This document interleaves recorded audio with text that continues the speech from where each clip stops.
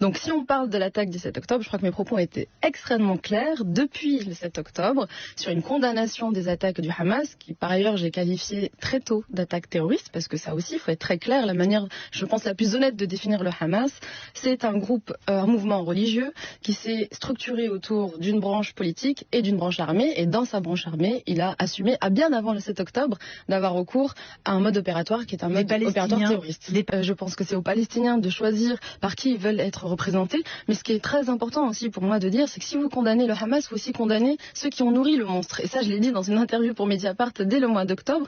Et le régime de Netanyahou a joué un rôle très cynique sur cette question, puisqu'il a voulu sciemment nourrir le Hamas pour déjouer la perspective politique qui a été quand même portée par la voie diplomatique de l'autorité palestinienne. Alors, je n'aime pas me définir comme antisioniste. Ça, je l'ai dit dans plusieurs interviews. Par contre, je veux avoir le droit de pouvoir critiquer une doctrine politique qui a sacrifié, je vous l'avais dit, je suis franco-palestinienne et encore, je n'ai pas la nationalité palestinienne, c'est une de mes revendications, le droit au retour.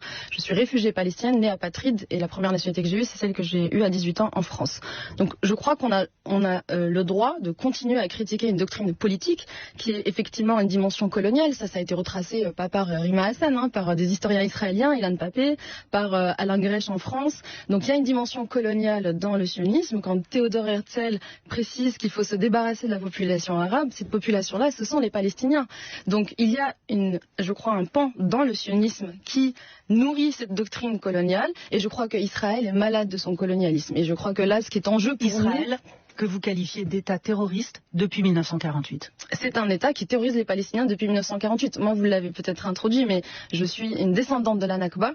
Ma famille a été terrorisée par les attaques des milices sionistes en 1948. Il y a 532 villages qui ont été rasés. Et là, encore une fois, c'est Ilan Pappé, un historien israélien, qui a eu accès aux archives et qui a documenté ce qu'il appelle un nettoyage ethnique. Donc c'est une réalité. Il faut comprendre aussi la souffrance palestinienne dans cette dimension.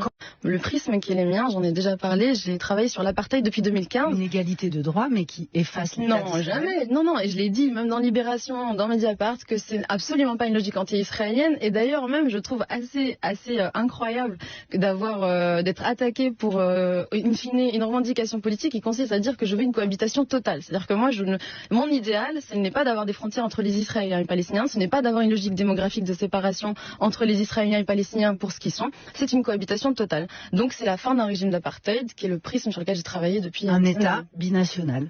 Oui, idéal. Ça c'est mon idéal, mais j'ai bien conscience que le pragmatisme... C'est-à-dire qu'à chaque fois on en revient à la même question, c'est-à-dire est-ce qu'il faut ou non un État d'Israël ? Un État d'Israël, un État à part entière. Mais ça, faut le poser à Netanyahou. Non, mais moi, je vous pose la question. Ben oui, mais moi, je suis, si vous voulez, en train de constater, impuissante, qu'il y a une colonisation, qui a implanté 800 000 colons sur les territoires palestiniens, qu'il y a une réalité d'occupation de ces territoires, que aujourd'hui, c'est en réalité Israël qui empiète sur les territoires palestiniens, et aujourd'hui, c'est Israël qui menace cette perspective d'un État palestinien aux côtés d'un État israélien. Donc, on ne peut pas venir reprocher, si vous voulez, aux Israéliens, aux Palestiniens, à un moment donné, de penser une alternative qui nous permette de sortir de cet apartheid.